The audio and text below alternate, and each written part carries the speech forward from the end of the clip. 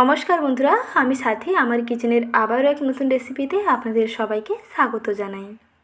কাঁচা আম ফুরিয়ে যাওয়ার আগে এইরকম লোভনীয় কাঁচা আমের স্ন্যাক্স বানিয়ে রাখুন। মিষ্টি এই স্ন্যাক্স বানাতে কোনো রকম তেল লাগবে না, কোনো রকম মশলা কিংবা ভিনিগার আর ওদের ঝামেলা ছাড়া খুব সহজেই তৈরি করে ফেলতে পারবেন।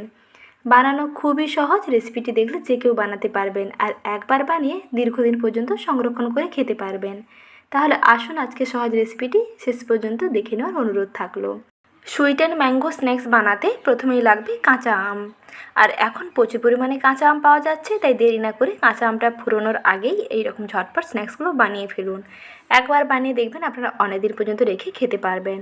প্রথমে আমের খোসাটা ভালো করে ছাড়িয়ে নিচ্ছি। আমের খোসা ছাড়িয়ে নিয়ে তারপরে আঁটি ফেলে দিয়ে বাদবাকি যে আমের অংশ আছে সেই অংশগুলোকে একটু লম্বা লম্বা টুকরো করে কেটে নিতে হবে। আর আমি ভিডিওতে স্টেপ বাই স্টেপ পুরোটা দেখিয়ে দিচ্ছি, আপনারা কোথাও স্কিপ না করে শেষ পর্যন্ত দেখতে থাকুন। আশা করি খুব ভালোভাবে বুঝতে পেরে যাবেন, কোথাও অসুবিধা হবে না। তার জন্য আমি স্টেপ বাই স্টেপ ভিডিওতে টিপসও রেসিপিটি শেয়ার করলাম। আঁটি বাদ দিয়ে বাদবাকি যে আমের শাঁসটাকে এরকম লম্বা লম্বা করে কেটে নিতে হবে। আর কাটার সময় একটু পুরু করে কাটবেন, তাহলে আমগুলোর ঘেঁটে যাওয়ার কোনো রকম ভয় থাকবে না। তার জন্য এরকম দেখুন একটু পুরু রাখতে হবে। এইরকম করে লম্বা লম্বা করে আমগুলোকে দেখুন কেটে নিয়েছি। এখানে আমি মিডিয়াম সাইজের 4টে আম নিয়েছি।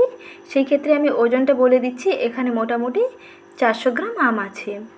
খোসা এবং আঁটি বাদ দিয়ে আমগুলোকে দেখুন এইরকম টুকরো করে কেটে নিয়েছি। এখন এই আমের মধ্যে চিনি মিশিয়ে নেব।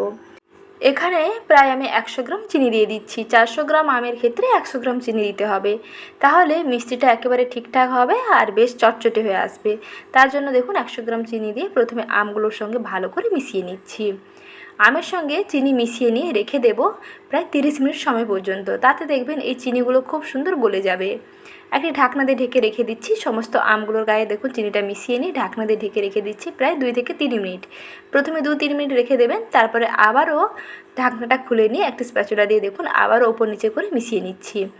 অনেক সময় হয় নিচের চিনিগুলো মেল হয়ে গেলে জলে পরিণত হয়ে গেলেও ওপরে দেখবেন আমের গায়ে যে চিনিগুলো লেগে আছে সেগুলো কিন্তু সেরকম দানা দানা হয়ে থেকে যায়।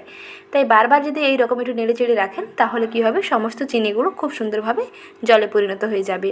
আর এই চিনির শিরার মধ্যে আমগুলোকে ডুবিয়ে রাখতে হবে প্রায় 20 থেকে 25 মিনিট। তাতে দেখবেন শিরাটা অনেকটা আমের মধ্যে ঢুকে যাবে।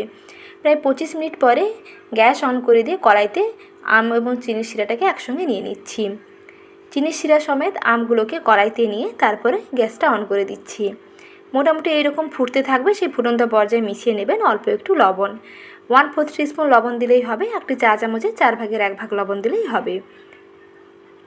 তারপরে লবণ ভালো করে মিশিয়ে নিয়ে প্রায় 1 থেকে 2 মিনিট ফোটাবেন, বেশি কিন্তু ফোটাবেন না, তাহলে কিন্তু আমগুলো নরম হয়ে যাবে। আমগুলো যদি ঘাঁটা ঘাঁটা হয়ে যায় তাতে কিন্তু স্ন্যাক্সগুলো বানাতেই পারবে না। তার আগে দেখবেন আমগুলো একেবারে ঘেটে নষ্ট হয়ে যাবে। তাই 1 থেকে 1.5 মিনিট, বড়জোর 2 মিনিট সময় নিয়ে ভাপিয়ে নেবেন। তারপরে সঙ্গে সঙ্গে গ্যাসটা বন্ধ করে দেবেন। দেখুন এই পর্যায়ে গ্যাসটা বন্ধ করে দিয়েছি। এখন ঢাকনা দিয়ে ঢেকে রেখে দেব প্রায় 6 থেকে 7 ঘন্টার জন্য। সবথেকে ভালো হয় এটাকে ঠান্ডা করে নিয়ে ফ্রিজের মধ্যে সারা রাতের জন্য রেখে দেবেন। তাহলে দেখবেন এর শিরাটা খুব ভালোভাবে আমের টুকরোর সঙ্গে মিশে যাবে। আর এই আমের টুকরোগুলো ঘেঁটে যাওয়ার কোনো রকম ভয় থাকবে না। আমের টুকরোগুলো দেখবেন এরকম পারফেক্টলি একেবারে গোটা গোটা থাকবে। ভেতরটা বেশ নরম থাকবে আর উপরটা দেখুন এইরকম একটু শক্ত শক্ত থাকবে। প্রতিটি আমের টুকরো একেবারে এরকম দেখুন গোটা গোটা থাকবে। তাতে ম্যাঙ্গো স্ন্যাক্সটা বানাতে খুবই সুবিধা হবে। একেবারে পারফেক্টলি ম্যাঙ্গো স্ন্যাক্স বানাতে এইরকম আপনারা প্রথমে 1 থেকে 2 মিনিট ফুটিয়ে নিয়ে তারপরে গ্যাসের আঁচ বন্ধ করে দিয়ে সারা রাতের জন্য নর্মাল ফ্রিজে রেখে দেবেন। পরের দিন আবার এটাকে জাল দিয়ে নেবেন। পরের দিন জাল দেওয়ার আগে এর মধ্যে মিশিয়ে নিতে হবে তেজপাতা।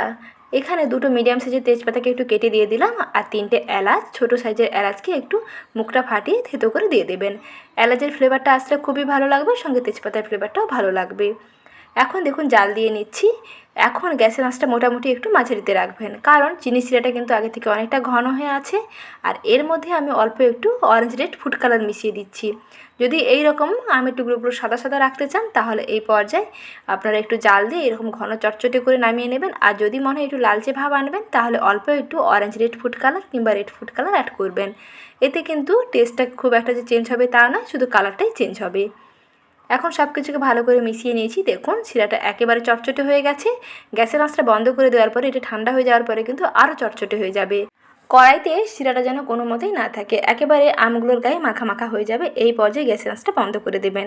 আর ঠান্ডা হয়ে যাওয়ার পরে দেখবেন এটা আরও অনেকটা ড্রাই হয়ে আসবে।